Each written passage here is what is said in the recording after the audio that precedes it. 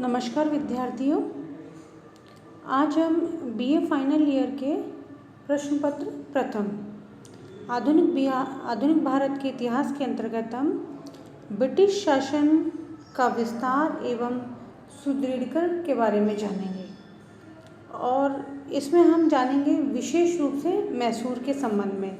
तो विद्यार्थियों, हम आपको बता दें कि प्रकृति या राजनीति का शाश्वत नियम है कि जब जब केंद्रीय जो सत्ता है उसमें शिथिलता आती है या वह पतन की ओर उन्मुख होती है, तब क्षेत्रीय शक्तियों का उदय होता है, अभ्युदय होता है। तो ऐसी स्थिति में हम जानेंगे विशेष रूप से कि भारत के अंतर्गत जब मुगलों की पकड़ कमज़ोर हुई तो अनेक क्षेत्रीय शक्तियाँ उत्पन्न हुई, मैसूर, अवध, पंजाब और सिंध।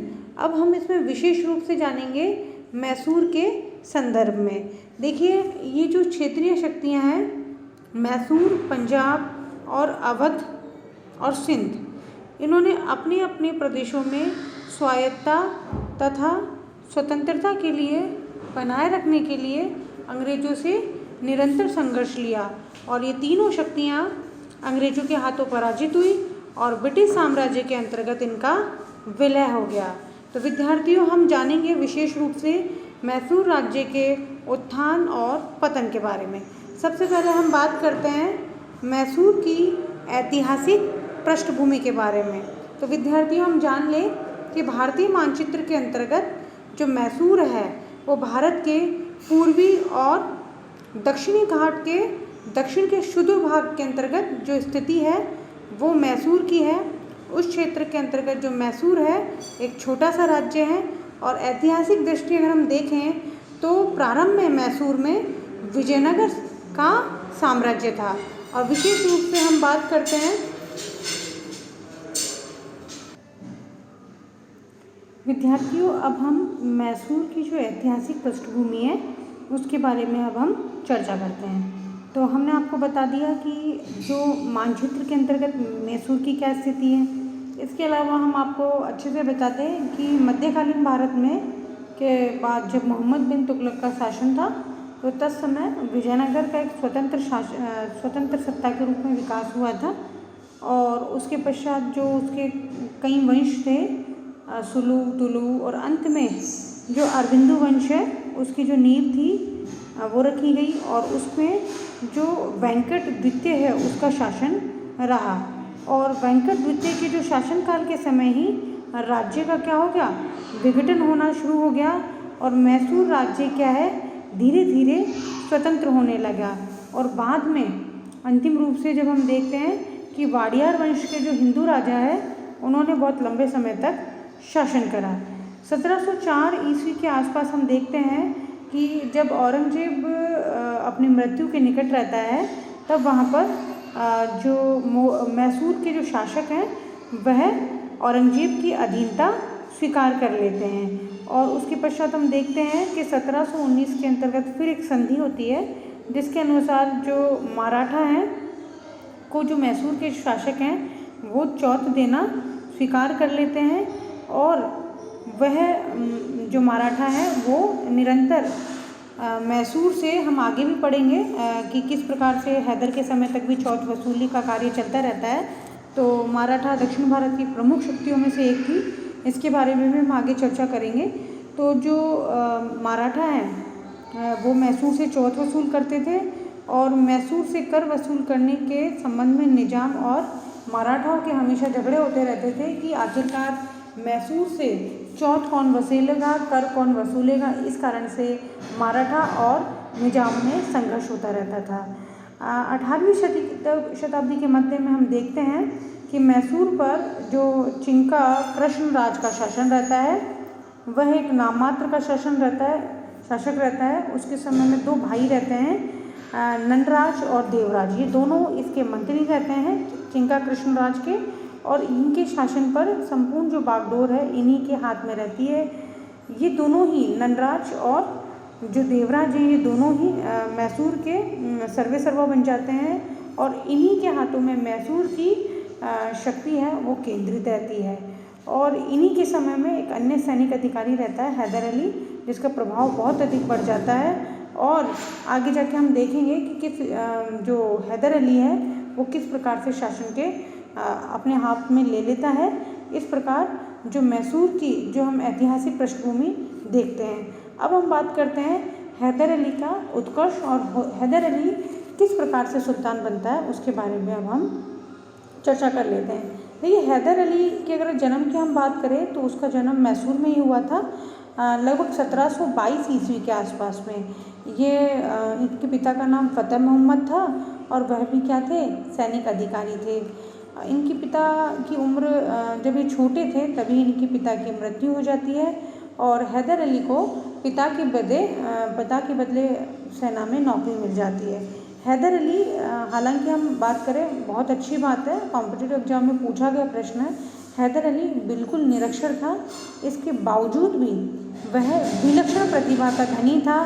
युद्ध शैली, कुशलता, उसमें युद्ध कौशल के जो गुण हैं वो कूट कूट के भरा हुआ था।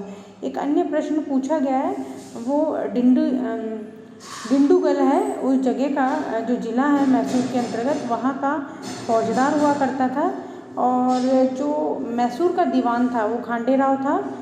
वह चाहता था कि नंदराज के हाथ में से क्या करे कि गद्दी ले ली जाए और राजमाता को सौंप दी जाए। इस कारण से उसने हैदर के साथ में एक संधि करी या एक गुप्त समझौता किया, किंतु जब नंदराज पराजित हो गया तो खांडेराव को मार करके जो हैदर अली है वो राज सिंहासन को अपनाने की कोशिश करता है और राजमाता को सत्ता को सौंपना नहीं चाहता है। इस प्रकार विषम परिस्थितियों के अंतर्गत कूटनीतिपूर्ण या षड्यंत्र के माध्यम से हैदर को 1761 के अंतर्गत मैसूर की गद्दी मिलती है।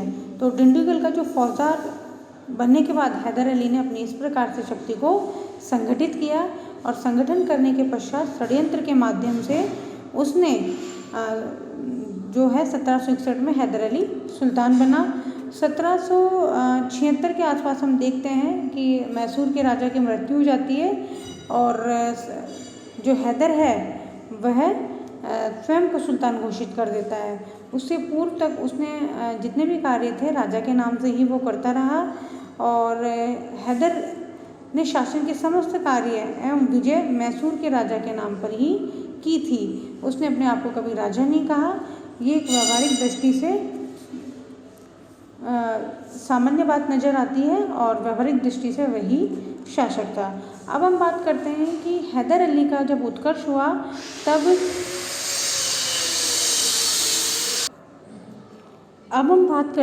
हैदर अली का जब उत्कर्ष हुआ उस समय की परिस्थितियाँ कैसी थी। देखिए, हम बताना चाहेंगे विद्यार्थियों आपको कि परिस्थितियाँ भी जो हैदर अली थी उसके अनुकूल थी, क्योंकि आंग्ल फ्रांसीसी युद्ध हो चुका था, कर्नाटक का युद्ध हो चुका था 1760 के आसपास और वांडीवश के बाद फ्रांसीसी यहाँ से चले गए थे, तो फ्रांसीसियों का नाश हो चुका था।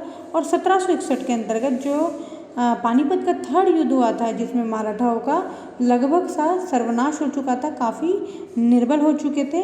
और ऐसी स्थिति में हम देखते हैं उस समय हैदराबाद का निज़ाम था वो भी काफ़ी निर्बल हो चुका था। तो ऐसी स्थिति के अंतर्गत हैदर अली का उत्कर्ष होने के लिए उसके जो मार्ग में अवरोध थे वो कोई ज़्यादा नहीं थे और उसके अतिरिक्त वह एक योग्य व्यक्ति था। सैनिक दृष्टि से उसमें काफ़ी कुशलताएँ थी और व्यक्तिगत रूप से वह काफ़ी परिश्रमी था। ऐसी स्थिति में जो दक्षिण के अंतर्गत जो अव्यवस्था फैली हुई थी उसका उसने फ़ायदा उठाया और अपने राज्य की सीमाओं का विस्तार किया। अब हम बात करते हैं आगे हैदर अली और मराठा कि मराठाओं के साथ हैदर अली के कैसे संबंध थे। देखिए, हम बताना चाहेंगे आपको कि जो मैसूर के राजा हैं और जब हैदर स्वयं सैनिक था उस समय तक जो मराठा हैं वो हैदर अली मराठाओं को चौथ देते रहते थे। तो 1764 के आसपास मराठाओं ने जो है मैसूर पर आक्रमण किया और इस युद्ध के अंतर्गत हैदर अली पराजित हो गया था। तत्पश्चात 1765 के आसपास मराठाओं की और हैदर की संधि हो जाती है। इस संधि के अनुसार हैदर जो है वो मराठाओं को लगभग 32 लाख रुपए देता है और इसके पश्चात हम देखते हैं कि जो मराठाओं और मैसूर के बीच जो संबंध है उसमें कुछ हद तक ठहराव आता है। इसके पश्चात आगे हम देखते हैं, सबसे इम्पॉर्टेंट है कि 1766 में अंग्रेज, मराठा और निजाम तीनों के मध्य जो है हैदर के विरुद्ध एक त्रिगुट संगठन बन जाता है। ये संगठन बड़ा शक्तिशाली रहता है, किंतु इस त्रिगुट के अंतर्गत परस्पर विश्वास नहीं रहता है। इस त्रिगुट में ये रहता है कि तीनों मिलकर के हैदर के खिलाफ आक्रमण करेंगे और हैदर के जो क्षेत्र है उसको बांट लेंगे। अंग्रेज भी अपनी सीमा का विस्तार करेगा और मराठा वहाँ से चौथ वसूल करेगा और कुछ हिस्सा निजाम को भी उस क्षेत्र से मिलेगा। इस प्रकार से एक त्रिगुट संगठन बनाया गया जिसके अंतर्गत हैदर अली की ये स्थिति, लेकिन हैदर अली को इस त्रिगुट का पता लग जाता है समय से पूर्व और उसकी कोशिश रहती है कि इस त्रिगुट को वो कूटनीति के माध्यम से भंग कर दे। इसके लिए उसने अपनी विलक्षण बुद्धि का परिचय दिया और त्रिगुट को भंग करा। इसके लिए उसने क्या करा, सबसे पहले मराठाओं को अपनी ओर मिलाया और उन्हें कहा कि वह इस गुट से अपने आप को पृथक कर ले। उसके बदले में हैदर उनको 35 लाख रुपए देगा और 18 लाख रुपए उसे नकद देता है और शेष जो 17 लाख है वो उसके बदले में उसे कोलार का जिला दे देता है। तो विद्यार्थियों ये चीज़ समझ लेना आप कि किस प्रकार से हैदर अली ने त्रिगुट संधि के माध्यम से 17 लाख के बदले में उसे कोलार का जिला दे देता है। तो इसके पश्चात हैदर ने जो है निजाम को अपनी ओर मिलाने की कोशिश करी और निजाम के पास ये संदेशा भिजवाया कि मराठा उसके पक्ष में हो चुके हैं और उसे उत्तरी सरकार के प्रदेश दिलवाने में वो उसकी भविष्य में मदद करेंगे। जब निजाम ने देखा कि मराठाओं की सेना लौट रही है, ये मराठाओं का परस्पर हैदर के साथ मजबूत संबंध हो चुका है, तो ऐसी सूरत में उसने भी अपना पक्ष बदलने की सोची और तब उत्तरी सरकार प्राप्त करने की आशा से उसने अपने आप को अंग्रेजों के विरुद्ध जो है गुट से पृथक कर लिया और 1767 के आसपास में जो निजाम है उसने भी अंग्रेजों से संधि कर ली।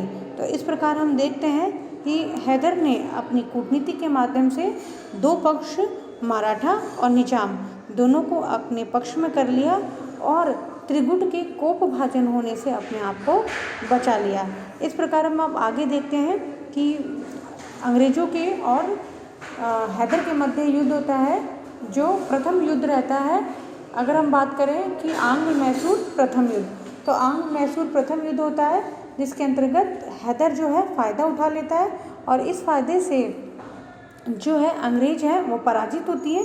इसकी हम विद्यार्थियों डिटेल में हम पढ़ेंगे प्रथम आंग्ल मैसूर युद्ध और इसकी हम पृथक से जो मैसूर के अंग्रेज़ों के साथ संबंध है उनके बारे में हम चर्चा करेंगे।